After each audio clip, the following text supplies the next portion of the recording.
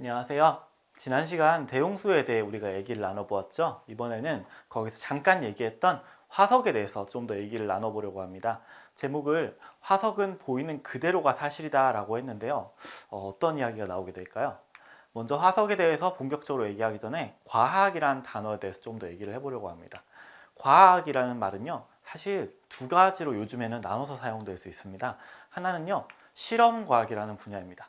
어떤 요인을 통제하고 또 조작해가지고 원하는 결과를 또 도출해내고 또 그렇지 않은 것과 비교해내고 하면서 어떤 요소가 어떤 결과를 만들어내는데 기여하는지를 알아볼 수 있는 걸 우리가 실험과학이라고 합니다. 쉽게 생각해 보면은 물이 따뜻할 때 소금이 더 잘 녹는지 아니면 차가운 물에 소금이 더 잘 녹는지 우리가 온도를 통제하면서 비교를 해볼 수가 있겠죠. 또 요즘에는 DNA 시뮬레이션이라든지 여러 가지 다양한 첨단 분야까지 많이 응용되고 있는 것이 바로 실험과학입니다. 또 역사과학이라는 분야는요, 이름에서 짐작하셨겠지만은 우리 지금 현재에서 과거에 있었던 어떤 현상이나 사건들을 찾아가는 것을 역사과학적 연구라고 할 수 있겠습니다. 생각해 보시면요, 우리 공룡이 나오는 어떤 과학 만화라든지 그런 그림책들을 보신 적이 있을 겁니다. 생각해 보면은 다들 익숙하실 거예요. 뭐 풀밭에 공룡들이 있는데 목이 긴 공룡도 있고 또 티라노사우루스 같은 공룡도 뛰어오고 있고, 그런데 저 뒤에 뭐 화산 같은 것도 폭발하고 있고 뭐 위에 인용 날아다니는데 하늘에서 뭐 떨어지는 장면도 있고 그런 많은 장면들이 그려져 있습니다. 그런데 그 장면을 우리가 직접 가서 볼 수가 있었을까요? 그러긴 어려웠을 겁니다. 하지만 그 장면을 알아내기 위해서 여러 가지 노력들을 하고 있다는 거죠. 그 장면을 조금 생각해 보면요, 지금 그림에서 나오는 이처럼 그 그림을 그릴 때 우리에게는 뭐가 있을까요? 사실 생각보다 많은 자료가 없습니다. 우리에게는 어떤 뼈 무더기들이 있을 뿐인데 그걸 통해서 저렇게 공룡들이 목을 물어뜯고 있는 장면인지 아니면은 뭐 마사지를 해주고 있는 장면인지 아니면 한쪽 공룡이 파란색이었는지 또 어떤 점박이 무늬가 있었는지 사실 그런 것은 알기 어렵다는 것입니다. 하지만 어느 정도 할 수 있는 한에서 추론을 해 나가는 것이 역사과학이라고 할 수 있겠습니다. 자, 오늘은 역사과학에 대해서 조금 더 얘기를 해볼 텐데요. 이 역사과학은 조금 더 비유를 하자면 마치 퍼즐 맞추기와 같습니다. 퍼즐 맞추기는 우리가 저런 작은 조각들을 모아가지고 큰 그림들을 만들어냅니다. 저도 어렸을 때 많이 했던 기억이 있는데요. 저런 퍼즐 맞추기는요, 단서가 되는 게 두 가지가 있습니다. 보통 보면은 이제 그 모양이 이제 살짝 판에 나와 있잖아요. 그래서 그걸 따라 하기 시작하는데 근데 저게 만약에 1000조각짜리, 10,000조각짜리 퍼즐이 되면은 그 모양을 가지고 맞추는 게 정말 쉽지 않습니다. 왜냐하면은 작아지다 보니까 또 많다 보니까 다 비슷하게 생겼거든요. 그래가지고 우리가 필요한 게 뭐냐면은 바로 원래 그림이 뭐였냐라는 설명서입니다. 그 설명서가 없는 상황에서는 이게 굉장히 난감합니다. 제가 예를 하나 들어볼게요. 이제 퍼즐을 하나 발견을 했는데 이게 노란색, 초록색, 빨간색, 흰색 네 가지 색으로 퍼즐이 있었습니다. 그런데 이게 조각이 엄청나게 많은 거예요. 근데 이게 하필 설명서를 잃어버렸어요. 그래서 설명서 없는 상황에서 조각을 맞추려면 어떻게 해야 될까요? 모양도 다 비슷하게 생겨가지고 서로 모양만 가지고는 맞추기도 어려울 것 같아요. 그러면 우선 제 머릿속에 먼저 아마 상상을 할 겁니다. 아, 이거는 혹시 이런 조각이 아닐까? 이 조각이 아닐까라는 제 생각대로 아마 이게 들어가나 하면서 맞춰보기 시작할 겁니다. 보통 이렇게 네 가지 색깔이 들어가는 그림이 뭐였을까요? 라고 물어보시면 많이들 말씀하시는 게 바로 혹시 꽃밭이 아닐까요? 라는 답입니다. 그렇죠? 초록색 꽃대가 있고 노란 꽃, 빨간 꽃, 하얀 꽃 그런 다양한 꽃들이 그렇게 아름다운 그림을 만들고 있는 게 아닐까라고 생각하면서 제 생각에 맞나 하면서 열심히 그림들을 만들 수 있도록 조각들이 이어붙일 겁니다. 워낙 조각이 작다 보니까 이게 또 넣으면 자기 자리가 아닐 때도 들어갈 때도 있습니다. 왜냐하면 다 사실 비슷하거든요. 그런데 한참 제가 꽃밭이라고 생각했던 그 장면을 만들어가고 있었는데 막 이게 맞나 하면서 넣으니까 또 들어가는 것 같기도 하면서 하고 있었는데 갑자기 설명서를 발견했습니다. 그 흰색, 초록색, 노란색, 빨간색의 그림이 알고 보니까 라면이었어요. 하얀 그릇에 빨간 국물에 노란 면발에 초록색 파 송송, 이런 일이 있을 수 있겠죠. 충분히 일어날 수 있는 일입니다. 왜냐하면 이게 바로 역사과학의 맹점이거든요. 역사과학은요, 어떤 다양한 관찰들을 통하여 이루어집니다. 다양한 많은 양의 관찰을 통하여서 그거를 이제 모아서 하나의 결론으로 갑니다. 우린 이거를 귀납적 연구라고 하는데요. 저렇게 그림에 보시는 것처럼 역삼각형 형태의 연구를 띠고 있다고 합니다. 아주 합리적이고 훌륭한 연구 방법입니다. 근데 거기도 조심해야 할 것이 있는데 그게 바로 해석하는 그 패러다임에 대해서 똑같은 관찰도 다르게 결론을 날 수가 있다는 겁니다. 제가 좀 예를 하나 들어볼게요. 성경에 보면요, 이와 비슷한 사례가 있습니다. 여호수아 9장에 나오는데요. 어떤 사람들이 이스라엘 민족을 찾아옵니다. 이때 이스라엘 민족은 이제 가나안 땅을 정복할 준비를 하고 있었어요. 이제 쳐들어가서 싸워서 그들에게 이제 전쟁을 하려고 하는데 어떤 사람들이 찾아와서는 얘기를 합니다. 우리랑 친하게 지내자고요. 근데 이스라엘 사람들은 가까이 있는 사람들과 친하게 지낼 마음이 없었습니다.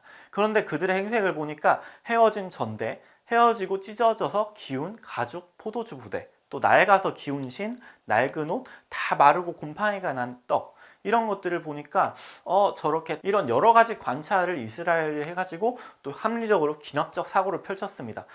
이 사람들 보니까 굉장히 오래될 만한 것들을 많이 가지고 있구만. 아주 출발한 지 오래됐겠어. 보니까 이 사람들 멀리서 오셨구먼 이라고 생각을 했습니다. 그래서 친하게 지내기로 하는 큰 실수를 했습니다.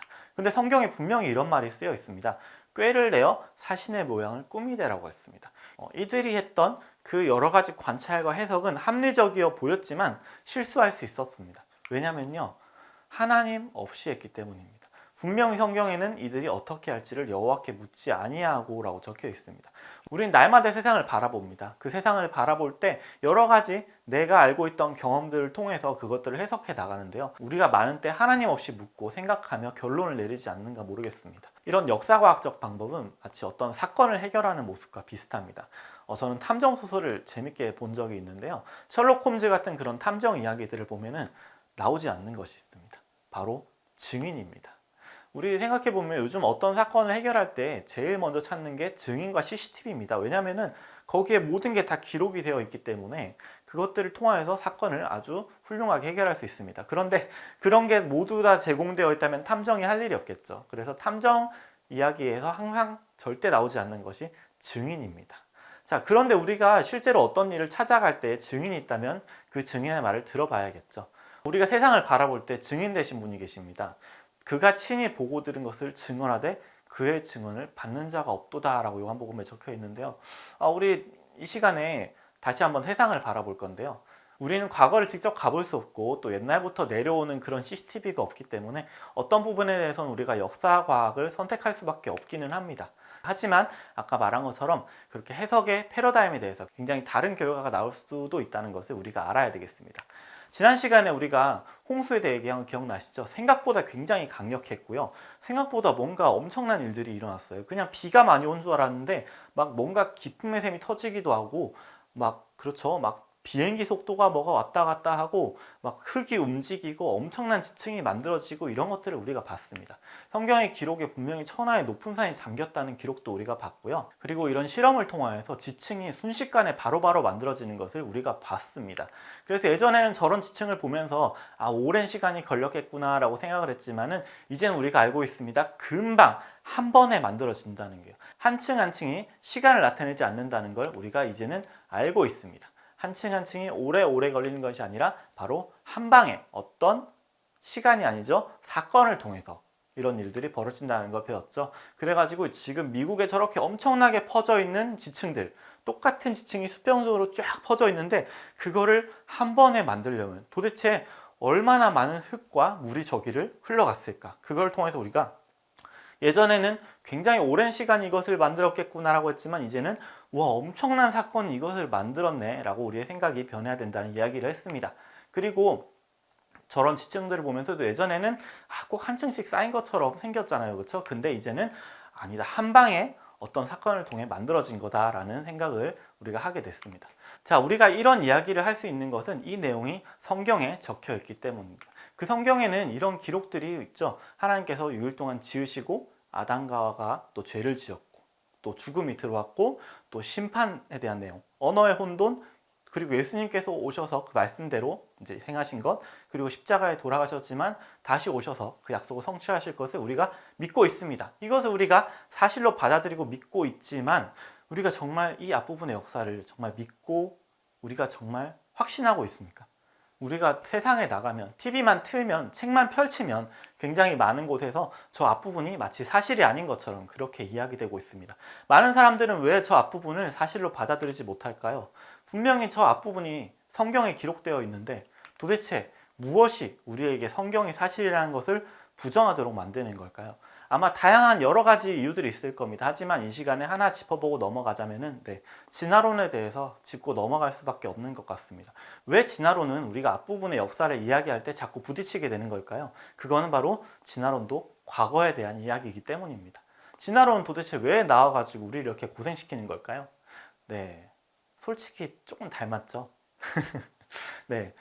눈도 두 개, 코도 있고, 귀도 옆에 달려 있고, 뭔가 조금 닮았습니다. 진화론이 괜히 나온 게 아니었어요. 뭔가 이유가 있었다는 겁니다. 자, 이 얘기 나중에 하도록 하고요. 자, 진화론에 대해 얘기하기 전에 먼저 화석에 대해 얘기하려고 합니다. 왜냐면요, 자, 화석은요, 지구상에 굉장히 다양합니다. 지난번에 살짝 말씀드렸죠. 뭔가 과거에 있던 생물이 저렇게 묻혀가지고 잘 보관된 걸 우리가 화석이라고 합니다. 정확한 정의는 돌 속에 보관된 과거 생물의 시체나 흔적을 우리가 화석이라고 부릅니다. 자, 화석은 과거에 대한 이야기입니다. 왜냐하면 미래에 있던 생물이 시체가 저렇게 들어갈 수는 없잖아요. 이 화석은 과거에 대해 얘기를 하는데 진화론도 분명히 과거에 대한 얘기를 하고 있습니다. 자, 화석도 과거에 대한 얘기를 하고 진화론도 과거에 대한 얘기를 하면은 분명히 이 둘은 뭔가 맞는 이야기를 하고 있을 겁니다. 우리 한번 보도록 하겠습니다. 이 진화론에 대해서 혹시나 잘 모르시는 분들이 있을까봐 잠깐 소개를 드리겠습니다. 진화론도 굉장히 많이 진화되었는지 계속 바뀌고 있긴 한데요. 전체적인 틀은 비슷합니다. 옛날에 조개와 같이 저런 해양 무척추 동물이 어디선가 나타나가지고 살고 있었는데 얘들이 이제 바다 밑을 기어다니다 보니까 좀 헤엄을 잘 치고 싶어. 그래가지고 얘들이 물고기가 됐다는 겁니다. 그 물고기들 중에 어떤 애는 좀 물속에만 있으니까 좀 답답하네. 밖에 좀 나가볼까 하면서 밖에도 나갈 수 있는 저런 양서류가 되었다고 합니다. 앞다리가 쏙 뒷다리가 쏙 했죠. 저 중에 또 어떤 아이들은 알이 자꾸 터지네. 너무 불안한데 좀 딱딱한 알을 낳는 그런 파충류가 되었다고 하고요. 그 파충류 중에 어떤 애들은 저렇게 공룡이, 제가 말을 잘못한 게 아닙니다. 지금 공룡이 새가 공룡이 됐어요. 진화론이 신기하게 바뀌어가고 있습니다. 자, 저렇게 또 파충류 중에 어떤 애들은 또 공룡같이 하늘을 날아다니는 그런 무슨 말인지 신기하죠? 제가 좀 이따 더 설명을 드릴게요. 저렇게 하늘을 날아다니는 새가 된 것도 있다고 하고요. 또 어떤 애들은 알을 낳는 게 좀 별로인 것 같아. 나는 바로 새끼를 낳아서 젖을 먹여야겠다라고 해서 저런 포유류가 되었다고 합니다. 또 그 포유류 중에 어떤 친구들은 굉장히 머리가 똑똑해지고 도구도 쓰고 해가지고 저런 사람이 되었다고 하는 게 오늘날의 진화 기초 이론입니다. 여러 가지 어렵게 얘기하긴 하는데요. 어쨌거나 이 뭔가가 바뀌어서 점점점 저렇게 바뀌어 갔다는 게 진화론이라고 합니다. 근데 중요한 거는요. 이렇게 해서 설명이 되었다고 하는데 정작 저 중간에는 뭐가 있냐라는 겁니다. 저 진화론이 사실이 될 것 같으면요. 오늘날 살아있는 것 중에서도 저 사이사이에 들어가는 뭔가가 있어야 합니다. 자, 과학자들이 저 사이에 있는 걸 열심히 찾아봤겠죠. 있을까요? 없을까요? 살아있는 것 중에는 아무것도 없었습니다. 자, 과학자들이 화석을 찾았던 이유는 바로 이겁니다. 살아있는 것 중에는 없네. 그럼 혹시 옛날에 흔적이 남아있는 그런 화석 중에는 뭔가 증거가 있지 않을까라고 해서 열심히 화석을 뒤졌습니다. 자, 이런 화석들이 지구상에 굉장히 많습니다. 이건 조개 화석인데요. 지난번에 보신 것처럼 아주 싱싱한 조개 화석들이 지구상에 널려 있습니다. 말려 있는 조개도 있고요. 저렇게 열고 닫는 조개도 있고요. 굉장히 많은 지구상에 있는 화석 중에 가장 많은 것은 바로 조개와 같은 해양 무척추 동물입니다. 이때까지 발견된 화석의 95%는 그러니까 거의 다는 이 조개 화석이라고 봐도 됩니다. 자, 두 번째로 많은 화석이 뭐냐? 바로 이 물고기 화석입니다. 물속에 사는 저런 척추 동물, 바로 어류죠. 어류도 지구상에 아주 많은 것들이 화석으로 발견됩니다. 아주 다양하게 저렇게 싱싱하죠. 이제 지느러미도 붙어 있고 비늘도 붙어 있는 많은 물고기 화석들이 지구상에 있습니다. 아까 지구상 화석의 95%는 조개 같은 해양 무척추 동물이라고 했는데요. 그 나머지 조금 남은 거의 95%는 또 물고기입니다. 사실 지구상에 있는 화석의 대부분은 조개 그리고 또 물고기로 꽉 채워 있다고 생각하셔도 됩니다. 자, 그럼 지구상에 조개 화석이 그렇게 많고 물고기 화석도 그렇게 많으면은 조개랑 물고기의 중간 단계 화석은 몇 개가 있을까요? 이런 논문이 있습니다. 화석 기록이나 어디에도 무척추 동물에서 물고기로 진화했다는 어떤 증거도 없다라고 에리얼 로스라는 저분은 아주 유명한 동물학자이십니다. 말씀하세요. 가장 많은 화석을 가진 종류와 두 번째로 많은 화석을 가진 종류의 중간 단계가 하나도 없다고 하는 것이 지금 현재까지 학계의 정설이라는 겁니다. 자, 이렇게 중간 단계가 없다는 얘기를 사실 창조과학회에서 굉장히 많이 했습니다. 그랬더니 이제 이런 영상도 이제 보이더라고요. 중간 단계가 있다는 영상들이 굉장히 나옵니다. 이 영상은 몇 년 전에 아주 유명했던 영상이라 가지고 이걸 좀 짚고 넘어가려고 하는데요. 지금 보이실지 모르겠지만은 네, 중간 단계 화석을 시원하게 보여주신다고 합니다. 사실 굉장히 잘 만든 영상입니다. 아주 흡입력 있게 굉장히 잘 내용을 소개하시고 아주 다양한 자료를 보여줍니다. 여기서 주장하는 거는 중간 단계 화석이 없다는 주장은 창조과학 쪽의 가짜뉴스라고 이야기를 합니다. 그러면서 어떤 거를 보여주시냐면요. 목이 길어지는 전이 과정은 진화론으로도 화석 기록으로도 잘 설명한다고 이렇게 주장을 합니다. 그러면서 이렇게 다양한 공룡들을 보여주는데요. 이제 보면 공룡들이 목이 긴 공룡 있잖아요. 이제 그 공룡들을 이제 이렇게 많은 것들을 보여주시면서 봐라, 굉장히 다양한 공룡들이 있지 않냐. 목이 이렇게 점점점 길어지는 것을 보여줄 수 있는 그런 중간 단계 화석들이 굉장히 많다라고 소개를 합니다. 자, 그런데요. 진화라는 것을 설명을 하려면요. 저렇게 형태만 봐서는 안 됩니다. 왜냐면요. 목만 길어지는 걸 가지고 진화를 설명하기 애매하다는 걸 하나씩 설명을 드릴게요. 우선은 저렇게 목이 점점 길어지는 것처럼 보입니다. 저도 이거 보면서 우와, 이거 중간 단계 화석 드디어 발견된 거 아니야? 큰일 났다라고 생각했습니다. 근데 좀 검색을 해보니까요. 맨 처음에 보이는 저 공룡은 트라이아스기 후기 화석입니다. 그러니까 밑에 보면 저 순서대로 트라이아스기, 쥐라기, 백악기라는 공룡 시대가 점점점 저렇게 중생대가 흘러가는데요. 이제 트라이아스기 후기에 나왔던 저 공룡, 그 다음 공룡은 쥐라기 전기, 그러니까 시간이 많이 흘러서 트라이아스기가 끝나고 쥐라기에 나오는 공룡입니다. 근데 그 다음 중간 단계라고 하는 화석은 또 다시 트라이아스기, 그러니까 앞으로 지나갔고요. 또 그 다음 공룡은 또 다시 트라이아스기입니다. 그리고 또 그 다음 단부터는 또 쥐라기로 넘어가는데요. 이 트라이아스기와 쥐라기가 뭐 5년, 10년 이런 게 아니거든요. 굉장히 긴 진화론적 주장으로는 굉장히 오랜 시간이 흘러야 된다는 시간인데 뭐 중간 단계라는 화석이 굉장히 시간적으로도 방향이 맞지 않습니다. 앞으로 갔다 뒤로 갔다 하면서 어떤 방향을 보여주지 못하고 있습니다. 진화론이라는 게 사실 목이 길이가 늘어났다고 입증된 단순한 이론이 아닙니다. 그게 공학적인 문제, 그런 정보 생성의 문제, 또 여러 가지 계통의 문제 등 해결이 필요합니다. 그런 것들이 없이 죄송하지만 진화론의 이런 문제들을 보이지 못하면서 훌륭한 문제로 미혹을 하고 있는 게 아닌가 싶습니다. 자, 그리고 여기 고래의 진화의 화석으로도 또 이렇게 주장을 하시는데요. 저 위에 강아지처럼 생긴 저게 고래 조상이라고 주장을 합니다. 그래서 나중에 저게 뭐 뒷다리가 없어지고 뭐 지느러미가 바뀌고 해서 물에 살게 되었다고. 우선 지금 뼈가 비슷해 보이잖아요. 그 크기로는 사실 실제 크기로는 수십 배 이상 차이가 나는 그런 동물들입니다. 자, 그리고 육상동물이 고래가 되기 위해서는 굉장히 사실 많은 변화가 필요합니다. 우선 저는 당장 물에 들어가면 살 수가 없거든요. 왜냐면은 저는 추위를 버틸 수가 없고요. 또 여러 가지 물에서 이동하는 데 문제가 있고 저는 또 잠수를 해봤자 얼마 많이 못합니다. 그래서 육상에 살던 포유류가 고래가 되기 위해서는요, 피부가 이제 불진투성, 물이 쉽게 들어오지 않는 피부가 돼야 되고 털도 없어져야 되죠. 또 내 발이 지느러미로 바뀌어야 되고 또 수영에 이제 편한 납작한 꼬리가 생겨야 되고 또 잠수를 위한 그런 폐, 물의 이제 압력에 버틸 수 있어야 되겠죠. 또 호흡을 위한 머리 위에 분수공, 그리고 초음파도 발생할 줄 알아야 되고요. 그거를 만들 뿐만 아니고 들어서 구별할 수 있는 청각기관, 또 고온의 그런 수압에 견딜 수 있는 뇌, 그리고 그런 골격들, 소화기관들, 생식기관들, 네, 이렇게 여러 가지를 종합해 보면 5만 가지나 되는 변화가 필요하다고 합니다. 네, 더구나 이런 변화가 이뤄냈다라고 한다고 끝나는 게 아니고요. 왜냐면은 이 모든 변화들이 동시에 일어나야 돼요. 왜냐면은 저 중에 모든 걸 다 갖췄는데 폐가 안 된다. 그러면 못 사는 거겠죠. 그리고 모든 걸 다 갖췄는데 아직 머리 두개골이 그 압력을 견디지 못하네. 그러면은 또 살아갈 수 없는 겁니다. 또 모든 걸 다 갖추는 게 나 혼자서도 안 되고 또 다른 암컷 또는 수컷이 동시에 이런 일이 일어나가지고 서로가 또 다시 생식을 해서 다음 세대를 만들어낼 수 있도록 이 지구상에서 만나서 또 짝을 이루어야 됩니다. 이거는 굉장한 믿음의 영역이라고 볼 수 있습니다. 자, 그리고 이런 몇 가지 특징만 가지고 또 목 길이나 덩치가 다르다고 저렇게 중간 단계다라고 표현을 한다면요. 저는 개인적으로 궁금한 게 세상에 이렇게 다양한 강아지들이 크기가 다르고 꼬리 길이가 조금씩 다르고 목 길이가 조금씩 다르고 다리 길이가 조금씩 다른데 후대 진화론자들이 이 강아지들의 뼈를 보고 혹시 중간 단계라고 오해하지 않을까 좀 걱정이 되기는 합니다. 자, 진화론에 근데 또 쉽지 않은 문제가 있습니다. 그게 뭐냐면요. 날아다니는 게 정말 쉬운 일이 아닙니다. 이 조류가 예전에는 파충류가 진화해서 조류가 되었다 하거든요. 왜냐하면 공통점이 뭐냐면은 둘 다 딱딱한 알을 낳아요.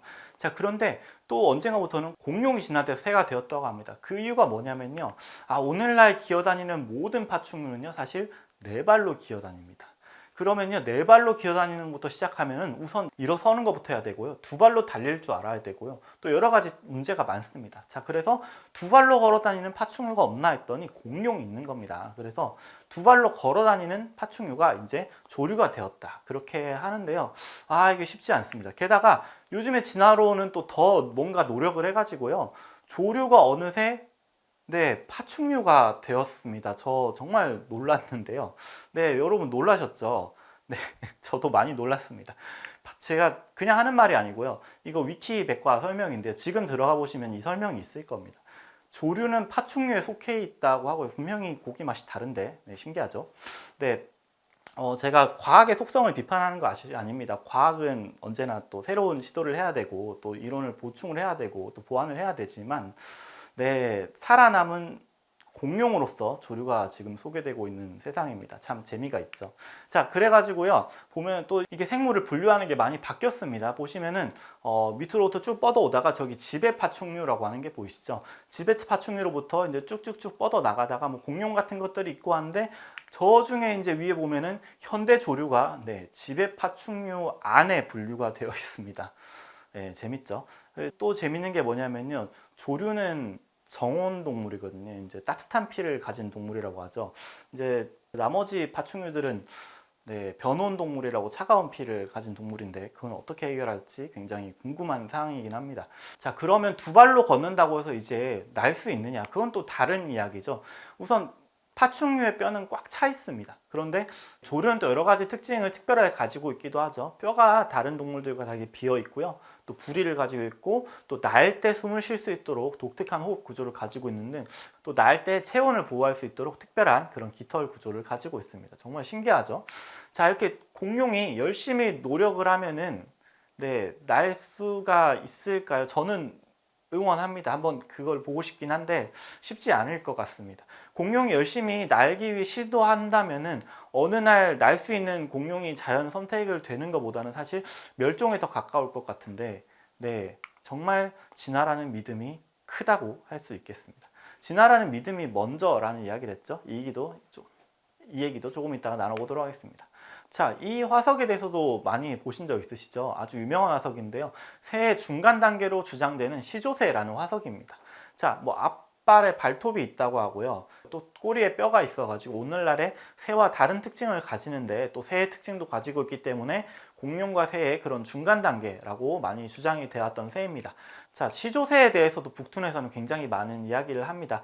여기 보면은 전 세계 학계에서는 시조새를 대표적인 공룡과 새의 중간 단계 화석으로 인정이라고 적혀 있습니다. 자, 그러면서 아주 많은 이야기를 하거든요. 그래서 시조새가 공룡이 새가 되는 그 중간 단계를 보여주기에 많은 조사를 했다고 합니다. 뭐 화석 분류는 외형만 따지는 것이 아니다 라는 이야기도 하고요, 또 해부학적인 구조와 뭐 종별 유사성, 뭐 분자 생물학, 여러 가지 많은 도구를 사용했다고 합니다. 그래서 뭐 손가락의 개수가 새보다는 공룡에 가깝고, 그다음 100여 개 해부학적 특징이 있고, 이러한 이야기를 하면서 굉장히 시조새 이야기에 열을 올리고 있는데요. 그 이유가 뭐냐면요, 예전에 1982년에 시조새 하나만 놓고 전 세계적 학회가 열린 적이 있습니다. 여기서 사실 시조새가 이 학자들은 결론을 내렸습니다. 이거 창조론자들 학회 아닙니다. 시조새는 파충류도 아니고 반조류나 반파충류도 아니고, 그러니까 얘는 반반도 모두 파충류도 아니고 그냥 조류다, 새다 라는 결정이 났습니다. 그 옆에 있는 알란 페두시아라는 분도 굉장히 유명한 조류학자시거든요. 이분도 이거는 하나의 새며 잔가지에 앉아있는 새이다, 어떤 말로도 이를 바꿀 수 없다라고 먼저 과학자분들이 이거는 공룡 그런 중간 단계가 아니고 그냥 조류다라고 이미 학자들이 결론이 내렸기 때문에 얼마 전에 이제 교과서에서도 이걸 중간 단계에서 빼야 된다, 그런 이야기가 있었죠. 자, 그런데도 열심히 많은 분들이 아직도 주장을 하고 있습니다. 조류학자들이 아니라는데도. 자, 그렇게 하면서 이렇게 맨 앞에 있는 게 지금 시조새입니다. 그래가지고 또 많은 저런 중간 단계, 우리가 열심히 노력해서 저런 중간 단계를 찾아냈어. 저렇게 조금씩 봐봐. 조금씩 공룡부터 세로까지 가까워지는 그런 다양한 화석들이 이렇게 진화의 증거를 나타내고 있잖아 라고 주장합니다. 저도 깜짝 놀랐습니다. 이렇게 다양하게 공룡으로부터 점점 새의 특징을 가져가는 다양한 중간 단계를 통해서 이렇게 진화가 이루어지는 건가 라고 고민을 하던 찰나 제가 엊그제 정말 재밌는 걸 발견했는데요. 이런 논문이 나왔습니다. 자, 이게 뭐냐면요. 바미노리스 쟁인시스라는 그런 어떤 발견인데요. 자, 쥐라기 지층에서 새가 나왔습니다. 이거 25년 2월 나온 따끈따끈한 논문인데요. 자, 새가 나왔습니다. 어떤 새냐면요.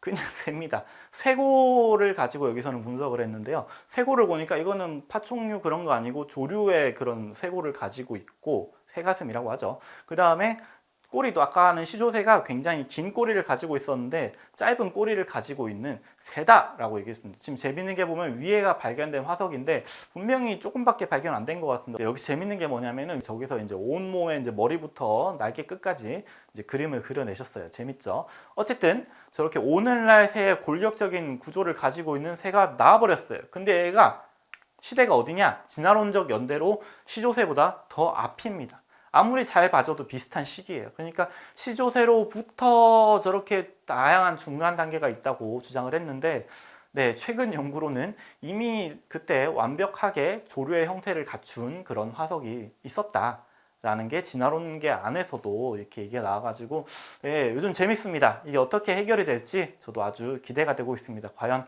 파충류가 되어버린 조류를 다시 구해낼 수 있을 것인지 여러분들 같이 지켜보시기 바랍니다.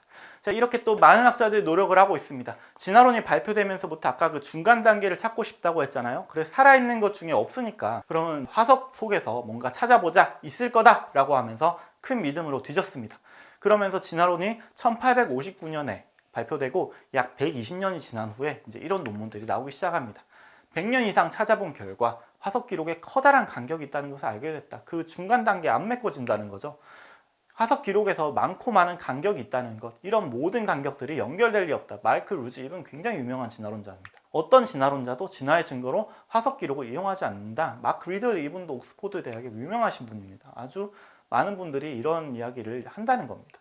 자, 찰스 다윈도 그렇게 진화론을 발표하고 또 많은 학자들이 그렇게 화석을 찾는 걸 보면서 여러 가지 생각이 들었을 거예요. 근데 아무리 찾아도 아무리 봐도 이런 말을 할 때까지 온 겁니다. 지질학은 그런 훌륭한 단계적 고리를 제시하지 않는다. 이는 내 이론의 가장 치명적이고 심각한 반론이다라고 했습니다. 자, 자기가 그런 이론을 냈고 많은 사람들이 열심히 찾아줬기 때문에 뭔가 증거가 나올 줄 알았어요.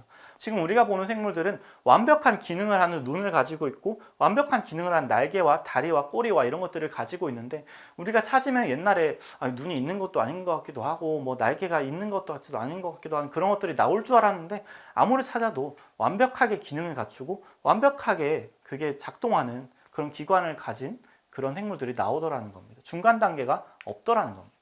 자, 화석의 증거가 먼저 발견되고 진화론이 나온 거였을까요? 아니면 진화론의 믿음이 먼저였을까요? 이건 중요한 문제입니다. 진화론의 믿음이 먼저였다는 겁니다. 그런 화석들을 찾아놓고 진화론을 발표한 게 아니라는 겁니다. 자, 화석의 전이 단계의 극단적 부재는 고생물학의 사업 비밀이다.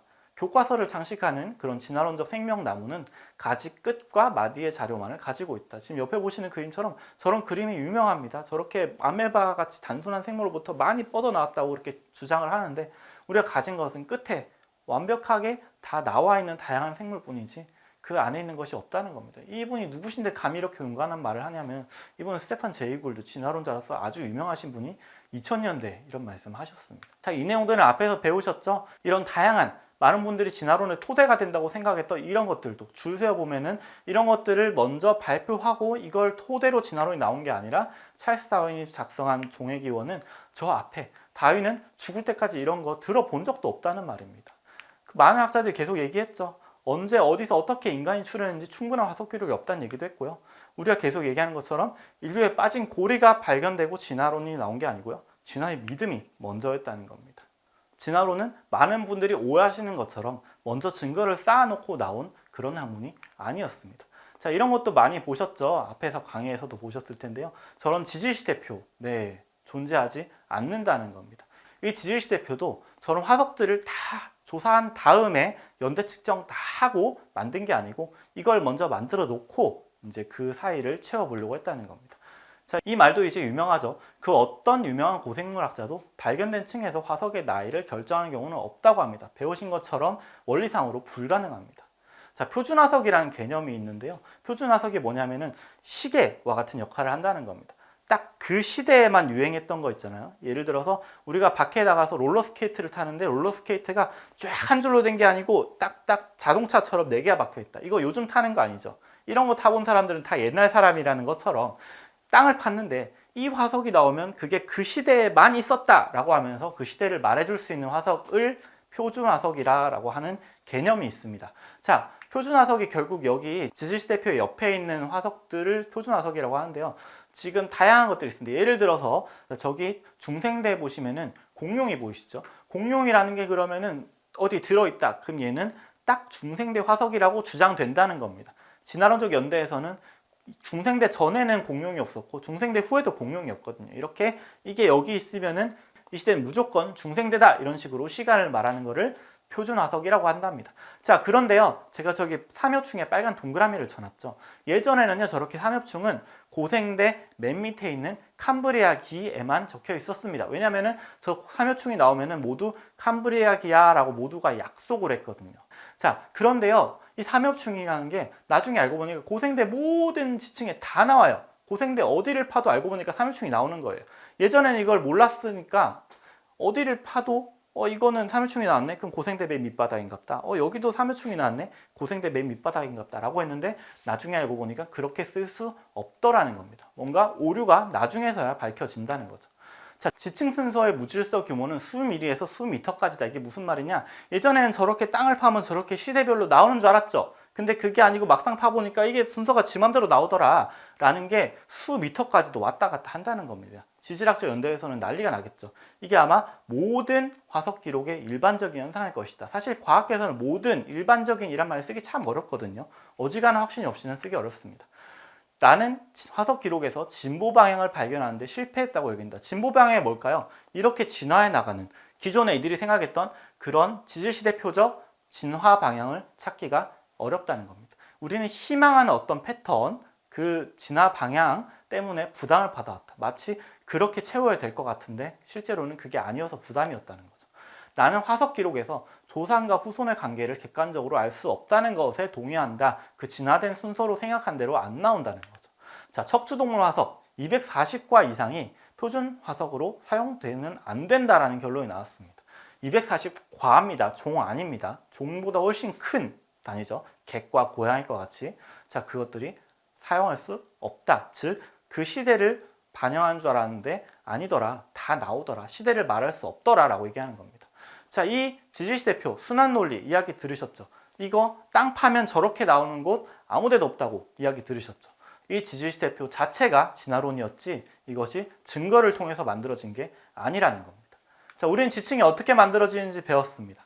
어떻게 만들어지죠? 저렇게 물속에 다양한 조개와 같은 해양 무척추 동물과 어류들이 놀고 있는데 뭐가 밀려왔죠? 네, 저탕류 같은 게 밀려오는 겁니다. 고밀도의 빠른 퇴적물의 흐름, 거기에 물고기도 빠져나가지 못할 정도로 그런 엄청난 퇴적물들이 이들을 덮었을 때 산소가 차단되고 저렇게 화석이 만들어진다는 겁니다. 아주 싱싱하게요. 그리고 나중에 후세 사람들이 저걸 팠을 때 맨 밑에는 저렇게 조개 같은 게 나오네. 그 위에는 물고기 같은 게 나오네. 딱 그렇게 하게 생겼죠. 화석들은 어디나 널려 있는데 이것들이 매몰되기 전에 있던 위치를 나타내는 것이지 저게 시대를 나타내는 게 아니라는 겁니다. 자, 우리가 아까 전에 탐정 이야기를 했는데요. 어떤 증인이 있다면 우리가 그 증인의 이야기를 들어봐야 됩니다. 우리가 이때까지 화석을 통해서 보려고 했는데요. 어떤 사람들은 화석을 통해 진화론이 증명된다고 했지만 우리가 그런 진화론적 패러다임을 빼고 화석들을 봤을 때는요. 화석은 정말 다양한 생물들이 살고 있었네. 그러다가 묻혔네. 라는 것만 보여주고 있다는 겁니다. 자, 그럼 성경에서는 어떻게 이야기를 할까요? 우리 성경의 이야기를 잠시 보도록 하겠습니다. 우리 성경의 창세기를 보면요. 이제 하나님께서 말씀하십니다. 땅은 풀과 씨 맺는 채소와 각기 종류대로 씨 가진 열매 맺는 과목을 내라 하시매. 그리고 종류대로 하나님 보시기에 좋았더라 라고 했습니다. 이 세상에 정말 다양한 꽃들이 있습니다. 굉장히 많은 식물들이 봄이 되면 꽃을 피우고요. 또 겨울에도 피는 꽃들도 있지만 그렇게 많은 식물들이 꽃을 피우고 또 열매를 맺으면서 우리의 눈과 또 입을 즐겁게 해줍니다. 우리나라에도 봄이 되면 다양한 꽃들이 피는데요.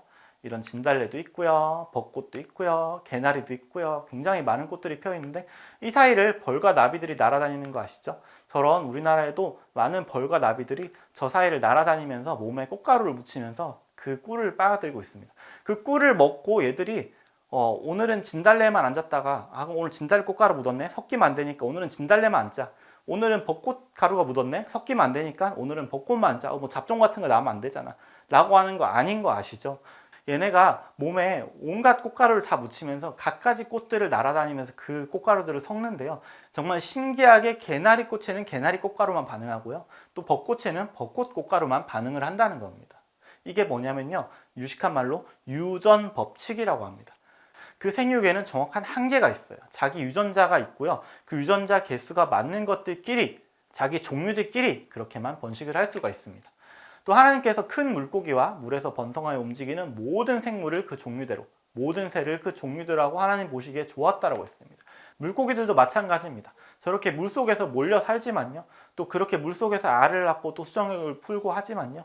정말 신기하게도 자기 알에서만, 자기 종류에서만 반응을 하고 그렇게 번식을 한다는 겁니다. 우리 도시에도 많은 새들이 저렇게 있지만은 자기 종류들끼리만 그렇게 번식을 하는 걸 볼 수가 있습니다.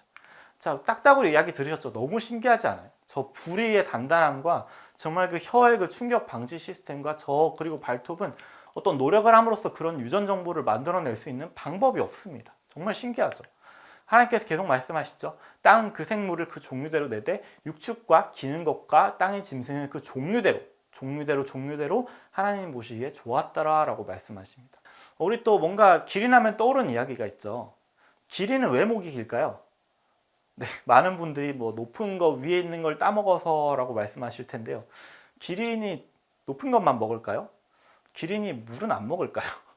네, 기린 물 잘 먹습니다. 기린이 저렇게 고개 숙일 수 있는데 목이 길어져 가면서까지 위에 거를 먹어야 될까요? 네, 이건 정말 재밌는 생각입니다. 자, 그리고요, 기린이요, 목이 굉장히 길잖아요? 근데 그 기린이 목이 굉장히 길면은 그 혈관이 또 엄청 길고 높은 데까지 피를 보내야 됩니다. 그러려면은 기린의 심장이 엄청나게 열심히 일을 해야겠죠. 굉장한 압력으로 밀어 올려야 이 기린 머리까지 피를 올려 보낼 수가 있습니다. 자, 그래서 기린은 굉장한 혈압을 갖고 있습니다. 심장이 60cm짜리래요. 이게 엄청나게 펌프질을 하는데, 근데 저렇게 기린이 물을 마시려 고개를 숙이면 그 엄청난 그 위에 7m까지 올리려고 했던 그 압력이 고개를 숙인 기린의 머리에다가 피를 그대로 꽂아버리는 겁니다. 네, 원래라면 그 압력을 받으면 기린은 머리가 터져 죽을 수도 있습니다. 자, 그런데요, 기린은 물 잘 마십니다. 왜냐면요, 기린의 목에는요, 심장의 그 압력을 조절해 줄 수 있는 펌프가 달려 있거든요. 그래가지고 기린이 고개를 들었을 때는 그 엄청난 압력이 위에까지 피를 잘 올려 보내줄 수 있고, 또 고개를 숙였을 때는 그 심장의 압력을 조절해줘서 안전하게 물을 마실 수 있다는 겁니다. 자, 기린이 만약에 진화론적으로 목이 점점 길어진다고 생각을 했을 때, 그런 문제가 생기는데요. 목이 먼저 길어졌는데 심장이 아직 안 커졌다. 그럼 멸종입니다. 왜냐면요, 머리까지 피가 못 올라가거든요. 자, 근데 목이 길어지고 심장까지는 키웠는데 잠금 장치를 못 만들었다. 그것도 멸종입니다. 왜냐면 물 마시다가 다 죽게 생겼거든요. 이거 정말 아까 말씀드린 것처럼 진화라는 거는 그런 형태가 조금 바뀌었다고 되는 것이 아니라 굉장히 많은 공학적 단계들을 해결해야 되는 무지하게 어려운 일이라는 겁니다. 자, 이런 훌륭한 논문도 있는데요. 어떤 사람도 양부모, 그러니까 두 부모 또는 모체, 세포분열하는 것도 있으니까요. 이런 것들을 갖지 않았다고 알려진 생물체를 발견한 적이 없다. 이는 진화가 편견이라는 가장 강력한 증거이다. 이게 무슨 말일까요? 과학자가 할 수 있는 기린이 목이 긴 거에 대한 가장 과학적인 설명은 기린 부모가 목이 길기 때문에 기린도 목이 길다는 겁니다. 엄마 아빠가 목이 기니까 자식도 따라 긴 거지 뭔가 다른 괴물이 나타난 게 아니라는 겁니다. 자, 성경은 계속해서 종류대로 뭔가 창조되었다고 합니다. 그 가운데 또 특별한 존재가 적혀 있는데 뭘까요? 네, 바로 사람입니다. 사람은 하나님께서 특별하게 지으셨습니다. 뭐가 그렇게 사람은 특별할까요? 동물과 사람은 도대체 뭐가 다른 걸까요? 혹시 떠오르는 게 있으세요? 여기저기서 물어보면요, 주로 이 안에서 말씀을 하십니다. 뭐 사람은 언어적 능력이 다르다. 이성적인 능력, 뭐 예술의 능력, 창조적 능력, 도구 사용의 능력, 그런 종교적인 능력들 이런 것들을 많이 이야기하시는데요. 사실 이런 것들을 모두 보이지 않는 것들입니다. 너무 신기하지 않아요? 우리가 눈으로 봤을 때 얼마나 동물과 사람이 다른데 신기하게도 우리는 보이지 않는 차이를 먼저 느낀다는 겁니다. 1859년에 아까 말씀드린 것처럼 찰스 다윈이라는 사람이 종의 기원이라는 책을 냈습니다. 이 책은 인류에게 굉장히 큰 영향을 줬습니다. 왜냐하면은 나는 누구인가라는 그 질문을 건드렸거든요. 사람은 누구나 자기가 어디서 왔는지 어떤 존재인지를 알고 싶어 합니다. 그런데 이 진화론이 나온 이후로부터는 종의 기원이 나온 이후로부터는 이 질문에 대한 답이 바뀌었습니다. One of the animals. 이제 사람은 어떤 동물 중에 하나라는 겁니다. 뭐 고등동물, 사회적 동물, 뭐 생각하는 동물, 적응하는 동물 이런 표현들이 나오기 시작하는 겁니다. 하나님께서 지으신 특별한 창조물이었는데 어느새 우리가 보이는 것 중에 하나가 되었다는 겁니다. 여러분 우리는요 신기하게도 성경에 보면 이렇게 적혀 있습니다. 우리의 형상을 따라 우리의 모양대로 우리가 사람을 만들고 모든 것을 다스리게 하자 하시고 하나님이 자기 형상 곧 하나님의 형상대로 사람을 창조하셨다고 되어 있습니다. 하나님은 보이지 않는 분이시죠. 그 보이는 물질의 개념을 넘어서신 분이신데 정말 우리가 그 형상을 닮았다고 하는 것입니다. 그이는 에노스요, 그이는 셋이요, 그이는 아담이요, 그이는 하나님이시니라. 우리가 위에 올라가면 하나님이 나오세요. 새 사람을 입었으니 이는 창조하신 자의 형상을 따라라고 되어 있습니다. 형상이라는 건 그를 닮았다는 거죠. 우리가 지어질 때는 이랬습니다. 하나님을 우리가 섬기고요. 또 우리가 보이는 것들은 다스릴 대상이었습니다. 그런데 우리가 하나님을 잃어버리려고 했던 겁니다. 자연주의라는 게 들어왔습니다. 우리가 눈에 보이는 것만 가지고 생각하자. 보이지 않는 것은 잠시 미뤄두자라고 해서 눈에 보이지 않는 하나님, 우리가 보이는 물질에서 초월하신 그분은 빼놓고 세상을 바라보기 시작했습니다. 그러던 중에 내가 어디서 왔을까, 나는 누구였을까를 우리가 둘러보다가 뭔가가 눈에 보인 거죠. 닮은 것이 있었던 겁니다. 그 닮은 것으로부터 내가 오는 게 아닐까라고 생각했습니다. 사람이 하나님 빼고 우리 위에 아무것도 없으면 더 높아지겠지라고 생각했지만 오히려 더 낮아져서 우리는 동물 중에 하나가 됐던 겁니다. 여기 보면 이제 유명한 사진이죠. 영국의 런던 박물관에 사람이 들어갔습니다. 이들이 왜 들어갔는지 아세요? 자원봉사자들입니다. 얼마나 자기들이 겸손한지 보여주겠다고 여기 들어가서 이 행성 안에서 인간이 있어야 할 곳이 어딘지를 알려주려고 이 전시품을 준비했다고 합니다. 네, 인간이 더 높아지는 게 아니고 오히려 철창에 들어가 버렸습니다. 왜 이런 일이 벌어졌을까요? 히브리서 11장 믿음장이라고 하는 곳에 하나님께서 첫 번째 요구하시는 믿음은 바로 이겁니다. 믿음으로 모든 세계가 하나님 말씀으로 지어준 줄을 우리가 아나니 보이는 것은 나타난 것으로 말미암아 된 것이 아니니라. 우리 많은 보이는 것들, 심지어 우리 포함해서 이것들이 보이는 것들로부터 나온 것이 아니라 우리 볼 수 없는 하나님으로부터 나왔다는 것을 우리가 믿느냐, 그것이 무너지니까 우리가 오히려 더 이상한 짓을 하고 있더라는 겁니다. 사람들이 이렇게 얘기합니다. 이 우주가 얼마나 넓으냐. 여러분 우주를 보신 적 있습니까? 우주는요 굉장히 많은 것들이 있습니다. 저기 보시면 여러 가지 밝게 빛나는 것들이 보이죠. 저거 하나하나가 지금 다 별이 아니고 은하입니다. 은하라는 건요 별이 한 10억 개 정도, 요즘은 더 많이 말할 때도 있는데요, 엄청나게 많은 별들의 조합이 바로 은하입니다. 그 은하가 우주에는 약 10억 개 이상 있다고 말을 합니다. 계속 늘어나는 중이에요. 이제 망원경이 좋아져가지고 더 보게 된 거죠. 그리고 그 은하 안에 있는 약 10억 개가 넘는 별들 안에 우리가 저기 있습니다. 별이라는 건요 천문학적으로 자기가 빛을 직접 내는 천체, 즉 태양과 같은 별을 말합니다. 우리 은하 안에 태양 주변에 또 이렇게 여러 가지 행성들이 돌고 있죠. 그 중에 수금, 지화, 목토, 천, 해 중에 지구에 우리가 살고 있습니다. 그 넓은 태양계 안에 지구라는 곳에, 그 지구 안에 대한민국이라는 곳에, 그 안에 지금 복닥복닥 우리가 살고 있죠. 아까 그 넓은 우주에 비교하면은 네 얼마나 작을까요, 그렇죠? 그걸 보면서 이거 봐라, 우리는 뭐 먼지 티끌이다, 뭐 잘 지내자, 먼지 티끌끼리, 이런 얘기들을 하는 분이 많이 계십니다. 이게 좋은 얘기일까요? 우리는 먼지 티끌일까요? 아닙니다. 성경을 보면요, 우리는요 먼지 티끌이 아니라 하나님의 특별한 창조물이고 우리는 하나님의 형상입니다. 예전에 우리가 그걸 알 수가 없었습니다. 왜 몰랐을까요? 우리가 하나님 없이 세상을 보려고 했거든요. 그랬더니 저 우주는 마치 낭비하는 것 같고 우리는 먼지 티끌이 되었습니다. 하지만 우리가 어떤 증인을 만났죠? 세상을 지으실 때 계셨던 그 만유의 하나님께 받은 말씀을 우리가 봤을 때 우리가 이제 살아나게 된 겁니다. 알고 보니까 우리는 하나님의 형상이었고 이 세상의 많은 것들은 우리에게 다스릴 것으로 주신 것이었다는 것입니다. 그 말씀에 이렇게 적혀 있습니다. 내가 땅의 기초를 놓을 때 네가 어디 있었느냐? 깨달아 알았거든 말할지니라. 우리는 절대 깨달아 알 수 없습니다. 화석을 봐도 우리는 깨달아 알 수 없습니다. 다양한 화석들을 볼 때 오히려 하나님 없이 봤더니 우리가 이 중에 하나가 뭐 어떻게 잘 돼가지고 나온 거 아닐까? 어떻게 하다 보니까 날고 기고 막 알 낳고 새끼 낳고 이런 거 아닐까?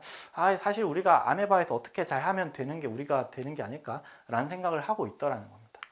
지구상에 다양한 생물들이 있습니다. 왜 이렇게 생물들이 많을까요? 저는 외우는 걸 잘 못해서 생물 시간이 너무 힘들었습니다. 너무 많아요. 근데 하나님은 왜 이렇게 다양한 생물들을 주셨을까요? 네, 우리가 다스릴 대상이기 때문입니다. 하나님이 아담을 특별하게 지으시고 두세 마리 끌고 와가지고 다스려라 하셨겠어요? 우리 하나님이 얼마나 크신 분인지 아세요? 그 우주의 그 많은 별들을 지으신 분이 바로 우리의 하나님이시고 우리가 그분의 형상이라는 겁니다. 이 세상이 너무 놀랍지 않으세요? 저렇게 다양한 생물들이 있는데 우리가 하나님 없이 세상을 보면 어떻게 되느냐? 저렇게 저 사이에 줄 긋고 있는 겁니다. 혹시 이게 변해가지고 저렇게 된 거 아니야? 알고 보면 쟤랑 나랑 친척인 거 아니야?